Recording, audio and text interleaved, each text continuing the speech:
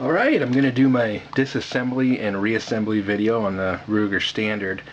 Basically the same for the Mark I and the Mark II, and for the most part the principle of disassembling and reassembling these are all the same. And it seems to be the biggest complaint. I've mentioned this in my review for this gun. The biggest complaint with these is the disassembly and reassembly procedure. A lot of people run into trouble putting these things back together. And the point of this video was to prove that it's not really as hard as some people make it out to be. This is my first time ever disassembling this. I just bought the gun like not even a week ago. And I've, hand on heart, not taken this apart yet. I have never taken apart any of these style Ruger handguns.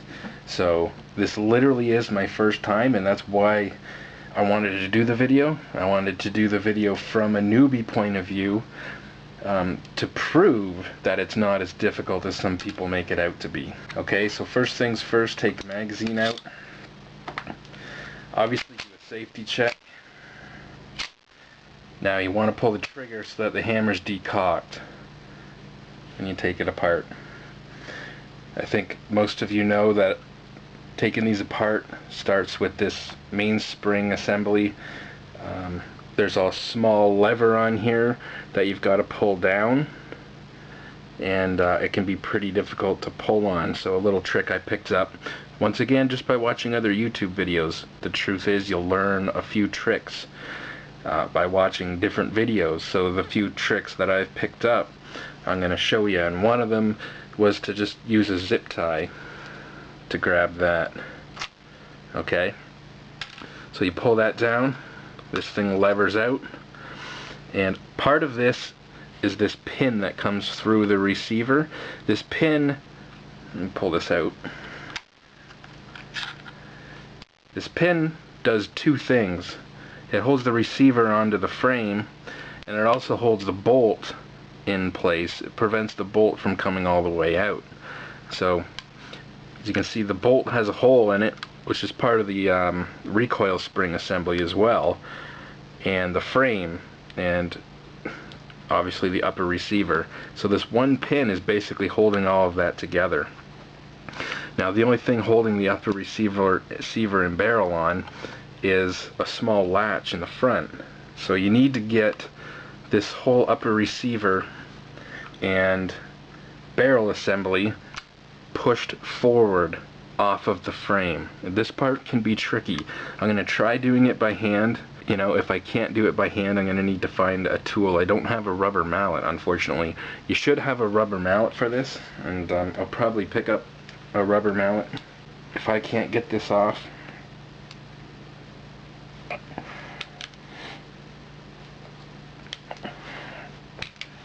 I don't think I'm going to be able to get that off by hand. It's really stiff, which is surprising because this is an old gun. This is a late 50s model, and I've heard it's really difficult to get this off on the gun when it's new, but as it breaks in, it becomes easier. This is not very easy. I mean, I'm not the strongest guy in the world, but holy Jesus. I mean, as hard as I can push forward, it's not gonna budge. So gonna have to improvise. And once again, the point of this video is that this is me doing this for the first time from a newbie's point of view. I am a newbie, no denying that. So let me see what I can find. So this is my makeshift rubber mallet. I've got several layers of material piled up, and then it's duct taped. It should be fine. I don't think it's going to damage anything. It's actually pretty soft on the front there. So like I said, you should have a rubber mallet. I don't have one yet. Like I said, this is the first time I've ever taken this apart. So what I'm going to do is hit the back, obviously, to try and push the upper receiver forward off of the frame. There we go. So let's double check that. Like I said, it shouldn't have damaged anything because that was pretty soft. A lot of padding, multiple layers of material.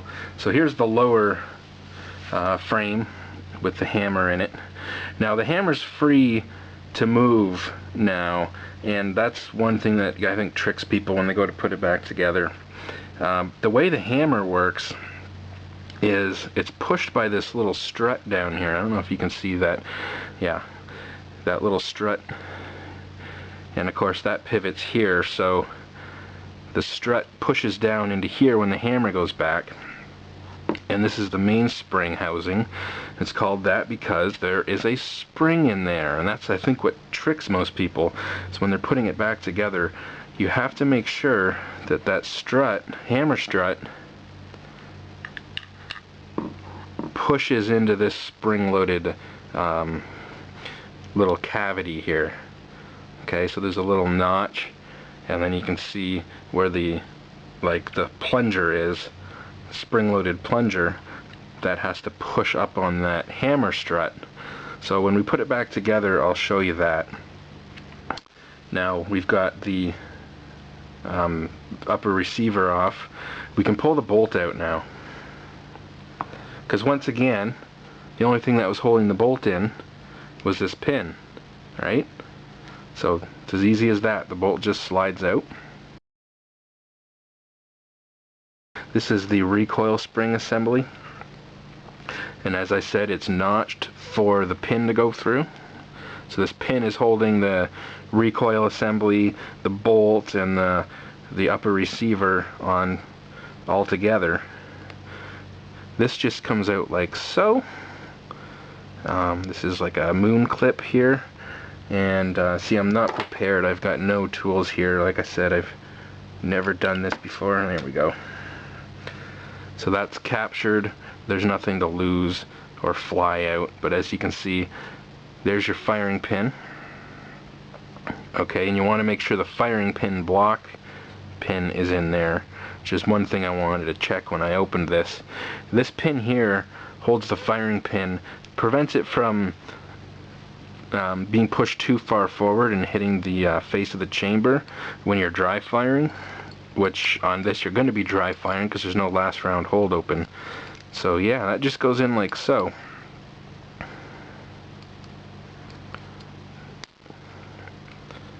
It's pretty simple. It really isn't that complicated. I mean, the hardest part is actually physically getting the barrel assembly off the frame. Okay? That is one of the hardest parts. So I'm going to go ahead and put this back together, and we'll figure out how this goes in. Taking a look at, there's a notch where the, well, it's obvious. It's pretty obvious. Recoil spring goes up. Hey, like I said, this is the first time I've done this too, so let's see if we can get this back in. What was holding that up there? That's not sitting right. Oh, there we go. Make sure this is flush.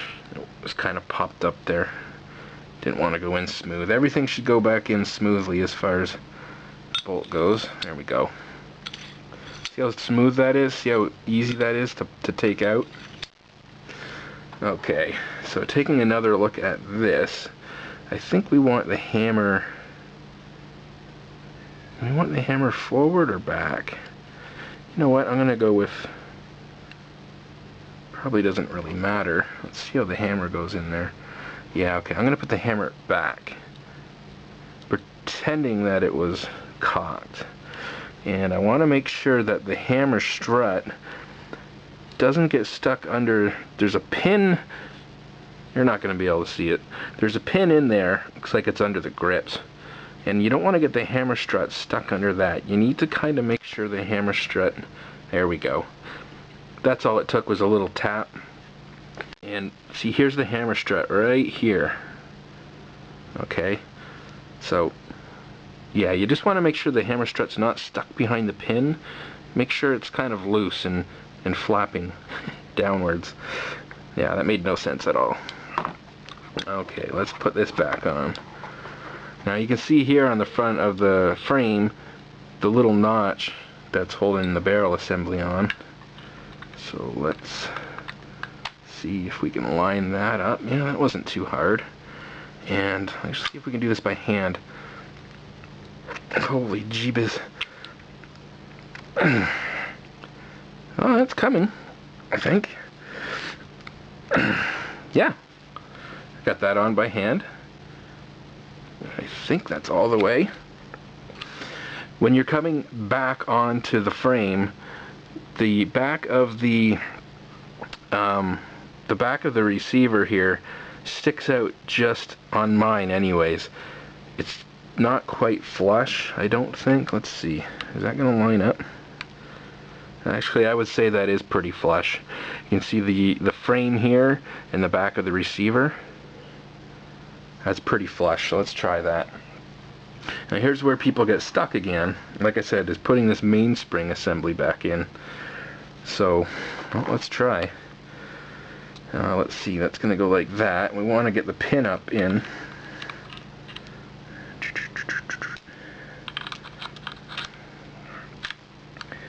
Get the pin.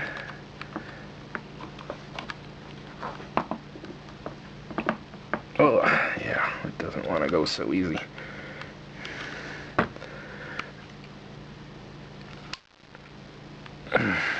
See, I've got a feeling that I haven't got this upper receiver back all the way. Let's take the bolt out for now. Yeah, see how easy this is, guys? I was saying. How's that hammer? I guess that's okay. Push that all the way in. Okay. I'm going to try and knock this receiver back just a little bit. I'm going to do it off camera. I really don't want to be hitting the front of the muzzle. I'm going to be gentle. Not having a rubber mallet, I'm going to be very gentle.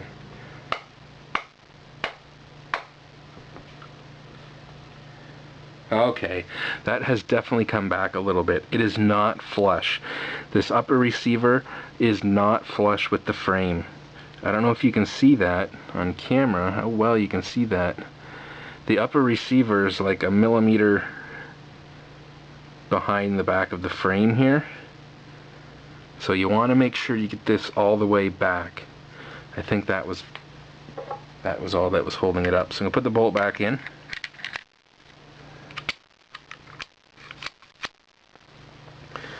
And I'm going to try again with this pin, but once again we're going to make sure that hammer strut. Okay, make sure the hammer strut, once again, see if I can show you. Once again, there's the hammer strut. We don't want it wedged all the way back in there. Okay, so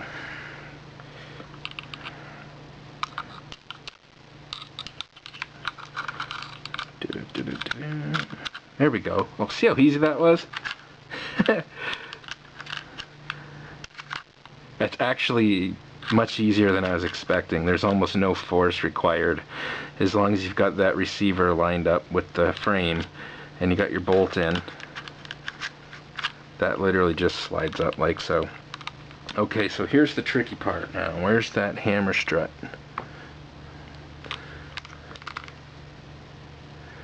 Hammer strut. Okay, so let's get this all the way up through there. Top of the pin sticks up through the top of the receiver, if you've never noticed that. So that's bulged up through the top and kind of lets you know it's all the way in there. Now, we want to get that hammer strut. Yeah, see? That hammer strut's going to be the problem.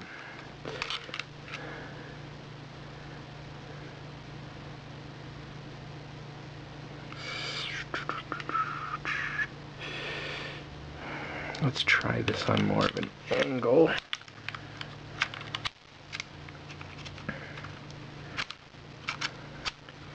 Well, you can't really do much about it. Let's get the hammer strut all the way forward.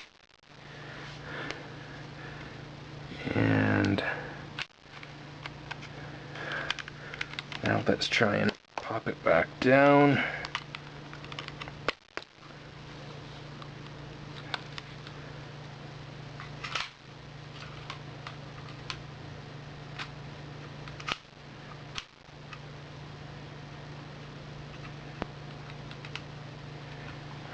Yep, this is definitely not the easiest thing in the world. But, there we go. Okay, there we go. So I can see the hammer strut once again. And we've got to get the hammer strut so that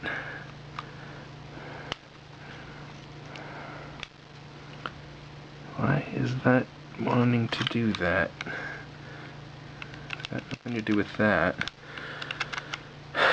Is the hammer forward right now? Or is the hammer all the way back? I mean, it's got to be all the way back if this bolt can come out. The hammer's all the way back. Maybe that's the problem. Oh, it just flips forward though. It flips forward pretty easily. Okay, well, I've got the hammer strut once again. It's all the way back. I'm going to flip it forward. See, I'm thinking you've got to flip it forward to get this thing through first. You got to get this thing all the way in first. That much I know.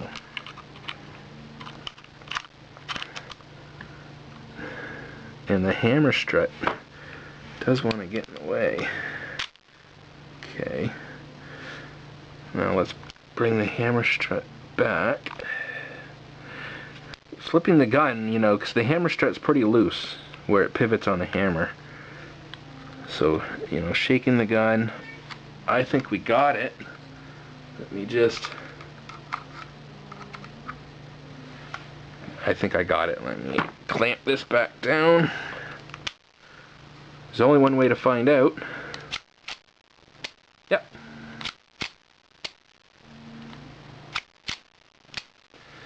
It's all the angle of the hammer strut. Getting that rear assembly in with the hammer strut forward, and then as you lock the mainspring assembly back into the pistol grip, you want the hammer strut back. So you kind of got to flip it forward, put the pin in, then flip it back as you push the spring assembly in. You want to make sure the safety works too. Safety holds the bolt back. Oops. Safety won't fire. Safety fires. So everything works. Was it the easiest thing in the world? No. I mean, it's not a Glock. You need a rubber mallet, okay? At least depending on your gun. This one, it's pretty hard getting this off and on the frame. So, yeah, I mean, you do need a rubber mallet. You might need a screwdriver or a zip tie or something to pull that mainspring assembly out. Takes a little bit of manhandling and a little bit of ingenuity with that hammer strut. That hammer strut's the key. That's the thing that gives people the most trouble putting this back together. Needless to say, though,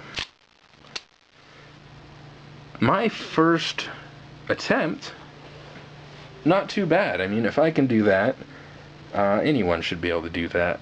So, my point was, it's not as bad as people make it out to be. People sell this gun. People get rid of this gun because they can't do it.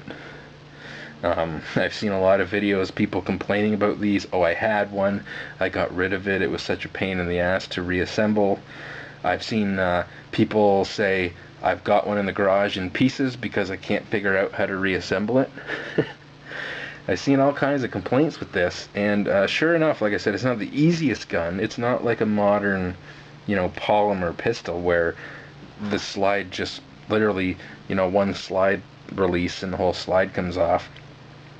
You know, it takes a little bit of working with a rubber mallet, but it's not that difficult. I did it there.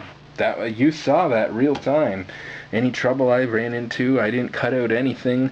This was my first time disassembling and reassembling. For basic cleaning, obviously I didn't get into the trigger group or anything, but it's not as bad as people make it out to be. You can definitely do it.